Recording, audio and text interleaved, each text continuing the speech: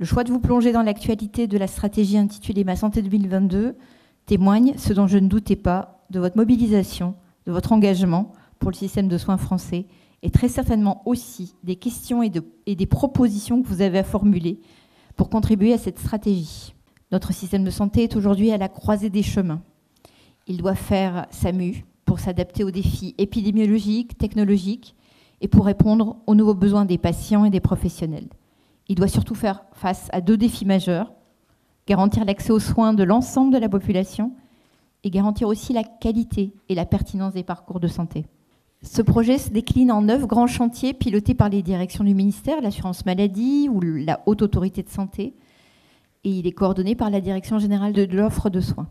Structurer les soins de proximité au niveau des territoires, assurer la gradation des soins, développer la qualité et la pertinence des parcours de santé, faire évoluer les financements. Nous avions hier la remise du rapport Aubert sur le financement de la santé, adapter les formations des professionnels de santé et développer et intégrer la pratique des outils numériques dont il a été largement question tout à l'heure.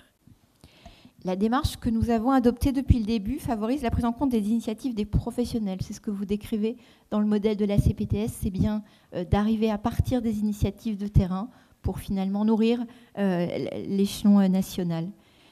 Cette volonté se traduit notamment par le choix de passer par la négociation d'un accord cadre interprofessionnel avec l'assurance maladie dont on vient de parler, pour le financement et les missions des CPTS. Il faut retenir qu'une majorité des mesures de la stratégie ont un objectif prioritaire, c'est la généralisation de l'exercice coordonné.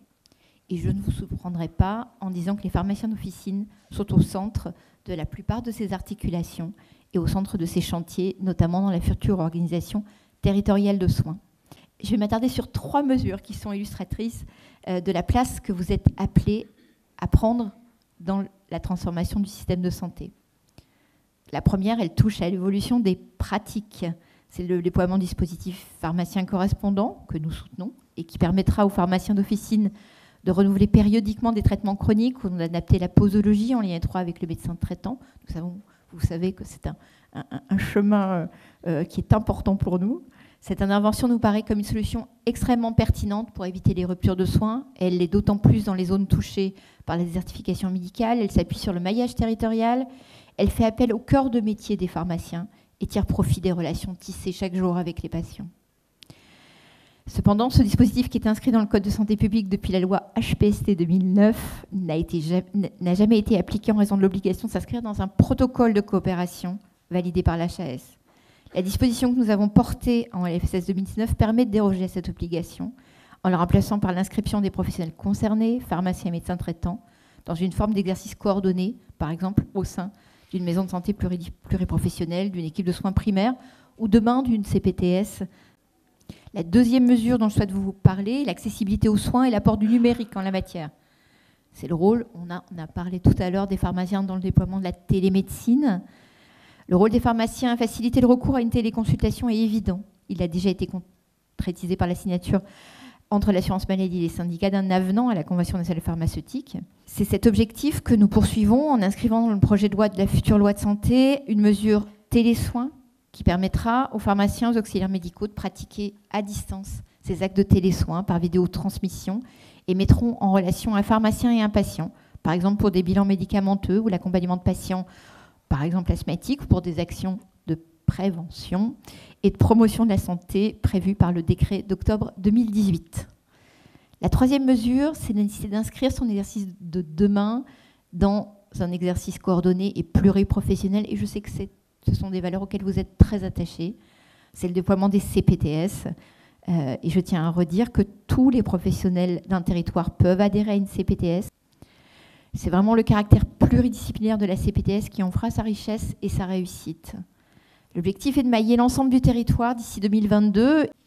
Le deuxième levier, on en a très largement parlé, c'est l'ACI, auquel vous participez. Les premières missions financées relèveront de l'accès aux soins, de l'organisation du parcours et de la prévention.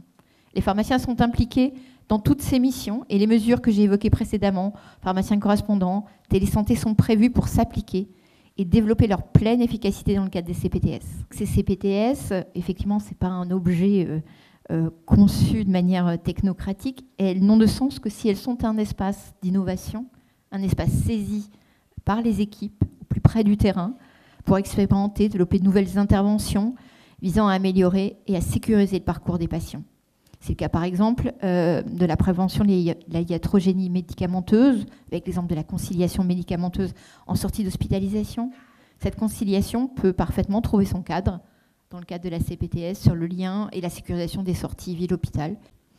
C'est aussi le cas de nombreuses actions de la prévention parmi lesquelles vous êtes impliqués et que vous pouvez encore développer, de l'arrêt du tabac à la prévention du diabète, au dépistage d'infections, au dépistage précoce des cancers dont nous avons parlé.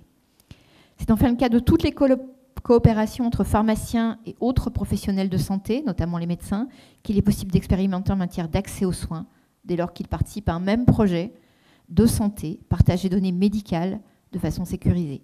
Les possibilités et les attentes sont fortes dans ce domaine et je sais que vous êtes prêts à les relever. J'ai dit en introduction, nous vivons une période importante, extrêmement structurante, et notre système de santé doit se transformer en profondeur. Il est la question de sa pérennité et notre capacité à tous de garantir des soins de qualité.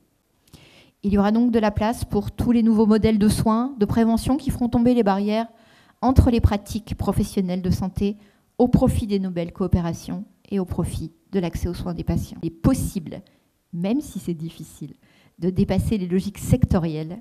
Chacun devra s'investir, que ce soit dans les espaces nationaux ou dans les territoires, pour donner corps à nos projets, à vos projets pour les soins. Et je sais que vous serez au rendez-vous.